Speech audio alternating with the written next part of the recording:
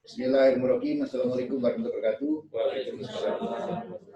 Selamat pagi. Warahmatullahi wabarakatuh. Selamat pagi, salam sejahtera buat kita semuanya.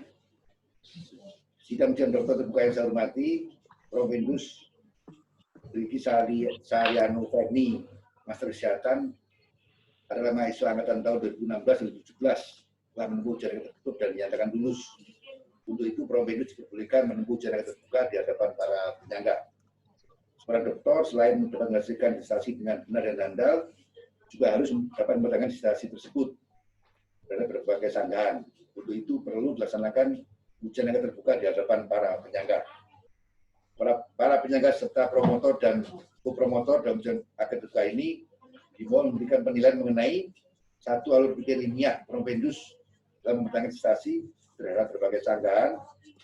Dua, sumbangan terhadap bidang ilmu dan atau nilai penerapannya. Penilaian panitia ujian dokter terbuka ini akan menjadikan dasar penetapan tingkat dokter, yaitu peringkat memuaskan bila nilai akhirnya 3,00 sampai 3,40. Peringkat sangat memuaskan bila nilainya 3,1 sampai 3,74. Dan peringkat dengan ujian untuk umroh bila nilainya 3,75 sampai 4,00. Khusus untuk peringkat dengan ujian sesuai dengan pedoman pendidikan Universitas Airlangga tahun 2016-2017 dengan masa studi tidak lebih dari 4 tahun dan telah aktif satu jurnal internasional atau 2 jurnal nasional redaksi dikti sebagai penulis utama. Karena mengurangi hak para penyangga maka seyogianya sidang ini tidak menjadi ajang diskusi mengenai materi dan analisis statistik prestasi yang telah diputuskan dan disetujui oleh panitia ujian tertutup. Karena banyak penanya yang ingin menggunakan kesempatan ini, maka saya mohon kesediaan saudara penanya, penyangga, untuk membatasi waktu dan jumlah pertanyaan. Maksimal 2 pertanyaan, sehingga diharapkan semua penanya mendapat kesempatan. Selanjutnya saya menanyakan pada Prof. Indus, apakah pada hari ini kondisi sehat walafiat dan apakah siap dilakukan ujian? Alhamdulillah sehat-sehat dan siap dilakukan ujian ya.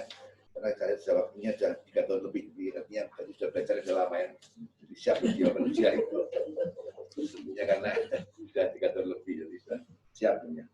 Ya, sebelum kita mulai diskusi, saya jawab. Misalkan pada Prof. Indus untuk menyampaikan disertasinya secara singkat saja. Jadi ringkasan ya, 15 menit. Silakan.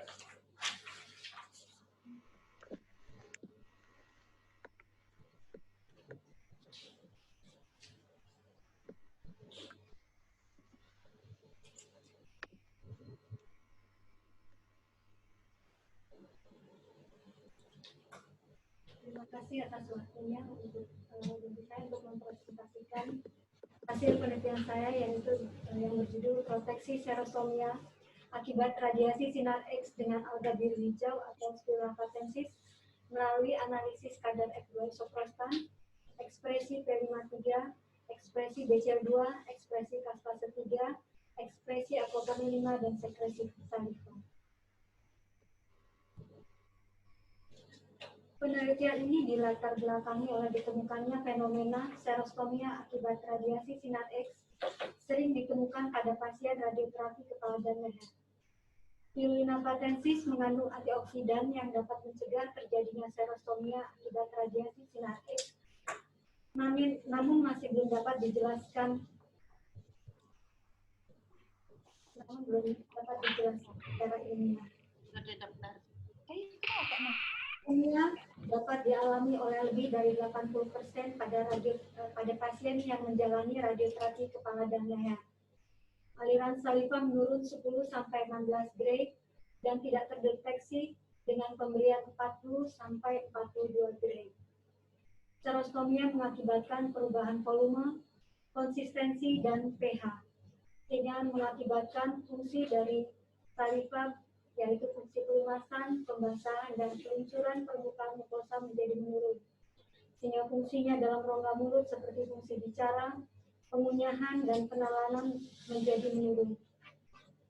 Hal ini menyebabkan kualitas hidup dari pasien menjadi terganggu.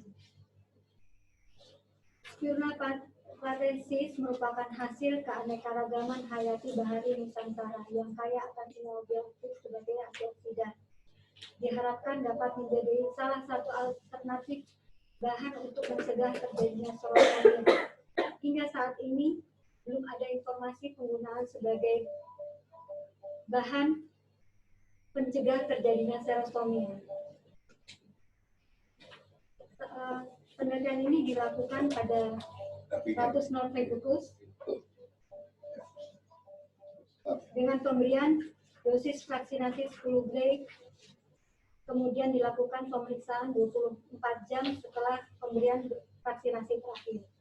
Kemudian pengukuran dilakukan pada kadar F2 isoprostan untuk melihat kerusakan membran lipid, ekspresi P53 untuk melihat adanya cedera pada DNA, kemudian ekspresi pada BCL2 dan caspase 3 sebagai marker apoptosis, dan ekspresi dari aquaporin 5 untuk melihat kerusakan pada water channel protein.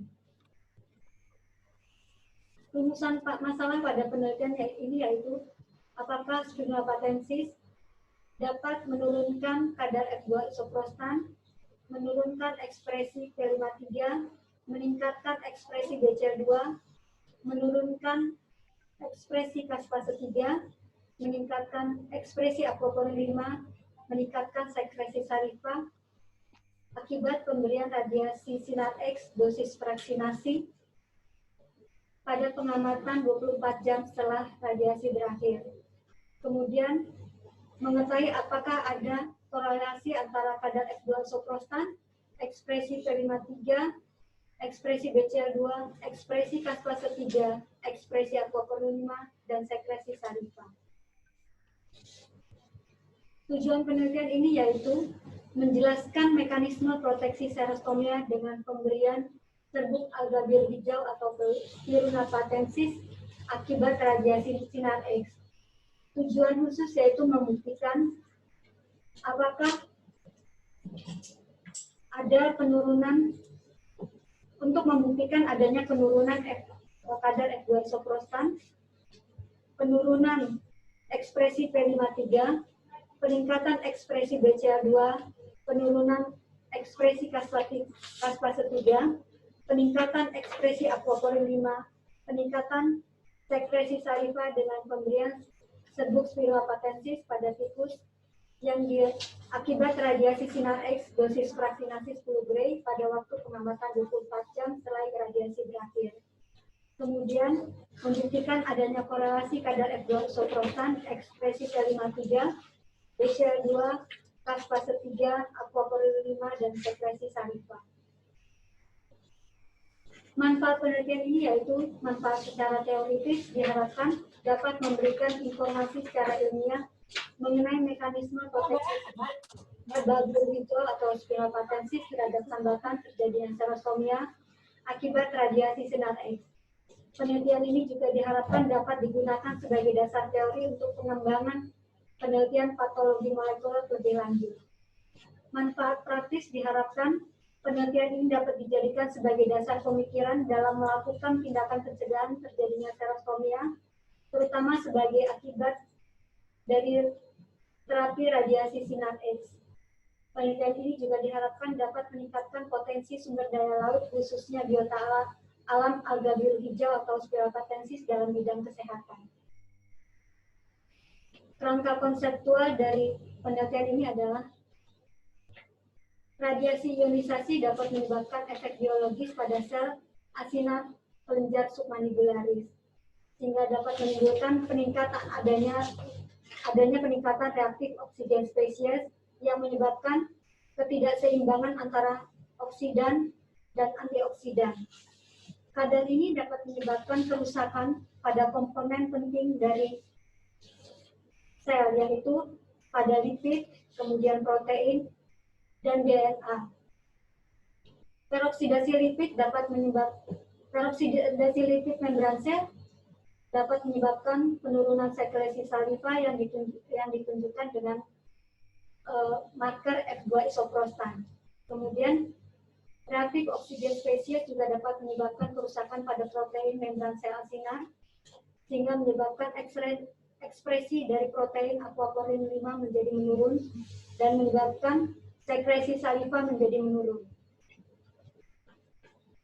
Radiasi ionisasi juga dapat menyebabkan cederanya dari DNA yang dibuktikan dengan peningkatan dari P53 yang merupakan guardian of genome. P53 dapat menghentikan siklus sel pada fase B1 dan B2 dengan mengaktifkan P21 sebagai cell cycle inhibitor yang berfungsi menghambat cyclin dependent kinase. P53 juga dapat mengaktifkan GAT45 sehingga memungkinkan atau memfasilitasi dari sel untuk mengalami perbaikan. Apabila perbaikan gagal, maka P53 akan mengaktifasi dari gen proapoptosis yaitu BAX dan akan menekan BCL2. Hal ini akan menyebabkan mitokondria menjadi pitiform, mitokondria menjadi terbuka, sehingga menyebabkan sitokrom C keluar ke sitosol. Kondisi ini akan menyebabkan kemudian sitokrom akan bekerja bersama dengan APAP1 dan prokaspase 9 untuk membentuk apoptosom. Keadaan ini akan memicu aktivasi dari kaspase 3 yang akan mengeksekusi apoptosis sehingga terjadi penurunan sekresi saliva. Dengan pemberian spirulina yang mengandung antioksidan, diharapkan serostomia atau sekresi saliva yang menjadi akhir dari kondisi ini bisa dicegah. Hipotesis penelitian ini yaitu pemberian spirulina patensis dapat menurunkan kadar F2 isoprostan, menurunkan ekspresi P53, meningkatkan BCL2, menurunkan ekspresi kaspase 3, meningkatkan ekspresi aquaporin 5, meningkatkan sekresi saliva akibat sinar X dosis vaksinasi 10 Gray pada waktu pengamatan 24 jam setelah radiasi berakhir. Dan terdapat korelasi kadar F2 isoprostan, ekspresi P53, BCL2, kaspase 3, aquaporin 5, dan sekresi saliva. Metode penelitian ini yaitu jenis penelitian eksperimental menggunakan ratus norvegicus dengan rancangan penelitian randomized post-test only control group design. Sampel penelitian adalah 6. Kemudian variabel penelitian, variabel bebas adalah spirulina patensis dan radiasi sinar X. Variabel antara kadar 2 isoprostan, ekspresi P53, ekspresi BCL2, ekspresi kaspase 3, ekspresi aquaporin 5. Adapun rancangan penelitian adalah sebagai berikut. Variabel tergantung adalah sekresi saliva. Alur penelitian, tikus 100 norvegicus galur lista jantan umur 3-4 bulan dengan berat 200-250 gram dialokasikan secara random, kemudian diadaptasi selama 1 minggu. Kemudian dibagi menjadi 6 kelompok, yaitu kelompok K0 yang tidak diberi perlakuan, kelompok KR yang hanya diberikan radiasi, kemudian kelompok standar diberikan radiasi dan diberikan spirulina standar. Kemudian kelompok perlakuan yang diberikan radiasi dan spirulina 300 mg per kilogram berat badan. Kelompok perlakuan 2 adalah kelompok yang diberikan radiasi dan spirulina 600 mg per kilogram berat badan. Kemudian perlakuan 3 adalah kelompok yang diberi radiasi dan spirulina 900 mg per kilogram berat badan. Spirulina diberikan 7 hari sebelum radiasi dan 5 hari selama radiasi. Kemudian radiasi diberikan total 10 Gray dengan vaksinasi 2 Gray per hari selama 5 hari. Kemudian tikus dianestesi dengan ether, disimulasi dengan pilokarpin, diambil salivanya, kemudian dilakukan pengukuran. Tikus dikorbankan, diambil darahnya dari jantung, kemudian kelenjar submandibularis diambil untuk dilakukan pemrosesan. Setelah itu dilakukan pengukuran sekresi saliva, pemeriksaan ELISA, kadar F2 isoprostan dalam darah, pemeriksaan IHC ekspresi P53, BCL2, fase 3, ekspresi alkohol 5, dan dari kelenjar saliva kemudian dianalisis data. Analisis hasil penelitian pada tabel ditunjukkan adalah pengaruh pemberian spiropatensis pada indikator biomolekuler. Pada hasil penelitian ini dapat ditunjukkan bahwa kadar F2 isoprostan pada kelompok yang diberikan spiropatensis yang menurunkan F2 isoprostan terendah adalah kelompok dengan pemberian spirulina 900 mg. Pemberian ini sama hasilnya dengan kelompok yang dengan pemberian 600 mg per kilogram berat badan. Demikian juga dengan ekspresi P53 dengan pemberian spirulina 900 mg per kilogram berat badan dapat menurunkan ekspresi P53 dengan kondisi yang sama signifikannya dengan kelompok yang diberi spirulina 600 mg per kilogram berat badan. Pada marker BCL2 juga dapat ditunjukkan spirulina bisa menurunkan ekspresi BCL2 kembali dalam kondisi normal yang ditunjukkan dengan nilai yang sama signifikan dengan kelompok yang normal. Kemudian pada fase 3 juga spirulina dapat menunjukkan penurunan ekspresi pada kelompok yang diberikan spirulina 900 yang sama signifikannya dengan kelompok yang 600. Demikian juga pada marker aquaporil 5, spiropatensis dapat meningkatkan ekspresi aquaporil 5 ditunjukkan pada kelompok perlakuan 3, yaitu kelompok yang diberikan spirulina patensis 900 mg per kilogram berat badan, dan sama signifikannya juga pada kelompok yang diberi 600 mg per kilogram berat badan. Sekresi saliva peningkatannya juga ditunjukkan pada kelompok yang diberi spirulina 900 dan 600 mg per kilogram berat badan. Analisis jalur proteksi serostomia dengan spiropatensis. Proteksi serostomia dengan spiropatensis terdapat dua jalur yang bermakna, yaitu pemberian spiropatensis dapat meningkatkan ekspresi aquaporil 5 dan meningkatkan sekresi saliva. Jalur yang kedua adalah pemberian spiropatensis dapat menurunkan ekspresi P53, menurunkan ekspresi BCL2, menurunkan ekspresi fase 3, dan meningkatkan sekresi saliva. Temuan baru pada penelitian ini yaitu mengungkap mekanisme spirulina patensis untuk mencegah terjadinya serostomia akibat radioterapi sinar X melalui penurunan kadar F2 isoprostan, penurunan ekspresi P53, penurunan ekspresi BCL2, peningkatan ekspresi aquaporil 5, penurunan ekspresi fase 3.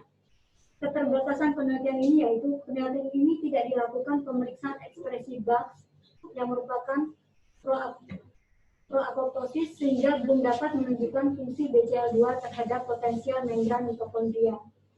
Penelitian ini juga tidak dilakukan pemeriksaan sel yang mengalami lisis sehingga tidak dapat diketahui keterkaitan antara kerusakan lipid membran sel dengan sekresi saliva. Kesimpulan, alga biru hijau atau spiropatensis mampu menurunkan kadar F2 isoprostan, ekspresi P53, BCL2, fase 3, meningkatkan aquaporil 5, ekspresi aquaporil 5, dan meningkatkan sekresi saliva tifus Wistar akibat radiasi sinar X dosis fraksinasi 10 Gray pada waktu pengamatan 24 jam setelah radiasi berakhir. Alga biru hijau atau spiropatensis mampu mencegah terjadinya serostomia tifus Wistar akibat radiasi sinar X. Jalur mekanisme spiropatensis mencegah terjadinya serostomia akibat radiasi sinar X melalui penurunan ekspresi P53, ekspresi BCL2, ekspresi fase 3, dan peningkatan ekspresi aquaporil 5 dan sekresi saliva. Dosis optimal alga biru hijau atau spiropatensis untuk mencegah terjadinya serosomia akibat radiasi X adalah 600 mg per kilogram berat badan. Saran, perlu penelitian lebih lanjut pemberian spiropatensis dengan dosis 600 mg per kilogram berat badan pada dosis vaksinasi dengan dosis total yang lebih besar dan pemeriksaan pada fase brain damage post irradiation. Perlu penelitian lebih lanjut bagaimana efek spiropatensis sebagai anti-apoptotik dengan memeriksa marker yang lain seperti BATS dan lisisnya sel. Perlu penelitian lebih lanjut bagaimana efek spiropatensis sebagai antioksidan dengan memeriksa marker yang lain seperti GPX dan SOD. Demikian presentasi saya. Ya, terima kasih Dr. Gigi Sarianova ini telah menyampaikan presentasinya dengan singkat. Waktunya pas 15 menit, cepat sekali. Dan semuanya sudah jelas ya di situ. Tapi namun karena ini namanya ujian terbuka dan penyanggaan. Jadi yang pertama misalkan pada promotor yaitu Profesor Dr. MSID untuk menyampaikan pertanyaan penyangganya. Silakan, Prof. Terima kasih Prof. Sudoyo, pimpinan sidang sekaligus di kantor kedokteran Universitas Erlangga. Assalamualaikum warahmatullahi wabarakatuh. Selamat pagi, salam sejahtera bagi kita semuanya. Saudari Dr. Gigi Sarianova, Magister Kesehatan. Pertama-tama pada hari ini saya menyampaikan ucapan selamat karena pada hari ini saudara akan mengakhiri pendidikan S3 saudara. Sebenarnya penelitian ini, ujian disertasi ini sudah saya harapkan dapat diselesaikan pada semester 2 tahun 2019. Sudah siap, tapi mungkin saudara masih mengatur waktu. Kita tentu saja sudah sering berdiskusi tentang materi penelitian. Saya ingin menanyakan hal yang lebih luas tentang penelitian ini. Indonesia adalah negara dengan keanekaragaman hayati yang luar biasa. Nomor 2 setelah Brasilia. Jadi nomor 1 Brasil, kemudian Indonesia, baru China. Di mana keanekaragaman hayati itu dapat dikembangkan menjadi berbagai macam obat. Di sini saudara menggunakan Spirulina platensis untuk terapi serostomia. Yang saya tanyakan, mengapa saudara memilih Spirulina platensis dalam penelitian ini? Dasarnya apa? Yang kedua, karena saudara berasal dari universitas yang kuat dengan unggulan kemaritiman, kalau Spirulina platensis ini nanti digunakan untuk terapi serostomia dan lain-lain, sehingga terjadi eksplorasi yang luar biasa daripada Spirulina platensis. Bagaimana upaya saudara agar tetap menjaga keseimbangan ekosistem, sehingga keberlangsungan keberadaan daripada Spirulina platensis itu tetap terjaga. Itu dua hal itu dapat sekali. Silakan. Ya, saya tanggung jawab. Terima kasih Prof. Haji Sucipto, Dokter Magister Sains PhD. Beliau adalah guru besar pada Departemen Biokimia Fakultas Kedokteran Universitas Erlangga. Beliau adalah promotor sekaligus penasihat akademik yang dengan penuh pengertian, perhatian, kesabaran telah membimbing memberi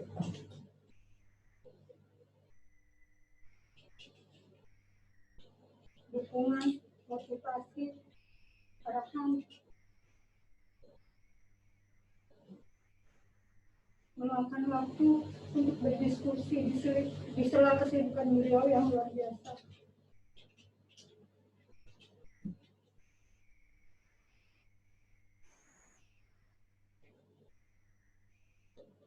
Memberikan koreksi dan masukan pada penelitian dan disertasi ini.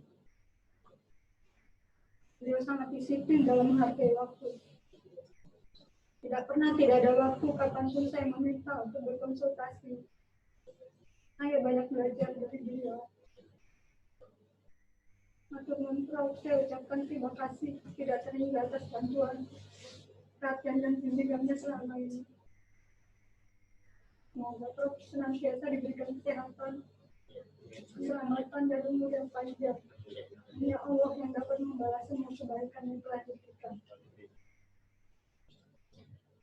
Pertanyaan yang pertama, akan saya jawab. Spiropatensis adalah salah satu alga biru hijau, alga laut yang merupakan kekayaan hayati bahari yang kita ketahui Nusantara adalah salah satu negara maritim yang kaya akan kekayaan laut.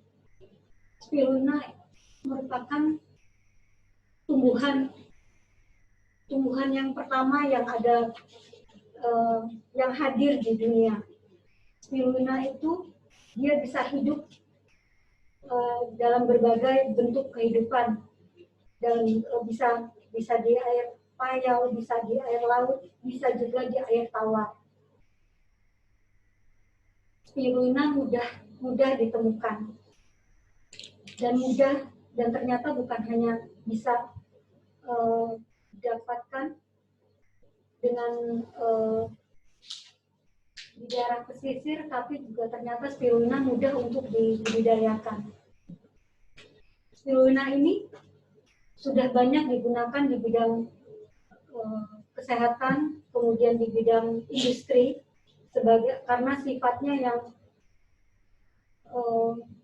mempunyai warna alami biru hijau, kemudian translusen. Selain itu juga kemampuan antioksidannya yang tinggi sehingga banyak juga digunakan di industri farmasi. Spirulina juga mempunyai keunggulan karena ternyata spirulina ini adalah salah satu bahan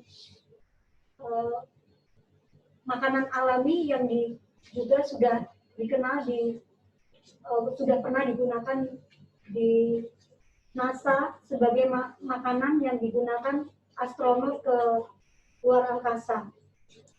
Kemudian juga oleh WHO dinyatakan bahwa bahan ini adalah bahan makanan herbal yang alami. Selain dari visi misi yang dari tempat saya mengabdikan diri, yaitu Universitas Hangtua yang mempunyai latar belakang kelautan, sehingga saya menggunakan spirulina ini sebagai bahan untuk penelitian saya untuk memenuhi visi dan misi dari tempat saya mengabdi. Kemudian spirulina karena bukan hanya bisa ditemukan di pesisir pantai, tetapi juga ternyata mudah untuk dibudidayakan untuk penduduk, atau tidak hanya di pesisir pantai, tetapi juga di daerah-daerah dengan menggunakan air tawar juga masih bisa digunakan. Dan kemampuan spirulina ini juga tidak akan merusak ekosistem karena spirulina dia hanya menggunakan sedikit energi, tetapi bisa menghasilkan banyak,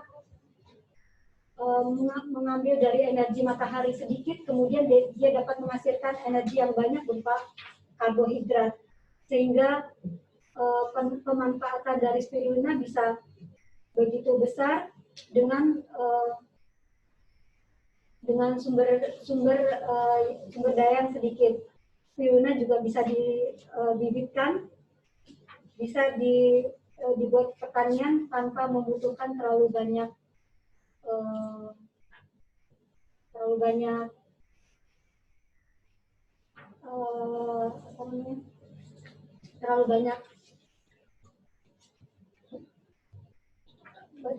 biaya yang dikeluarkan. Terima kasih. Demikian. Baik, terima kasih Dr. Fermi. Terima kasih Bina Sidang dan kelas dengan kita. Ya, terima kasih Prof. Saya teruskan dengan buku promotornya. Ini teman saya sekolah. Ya.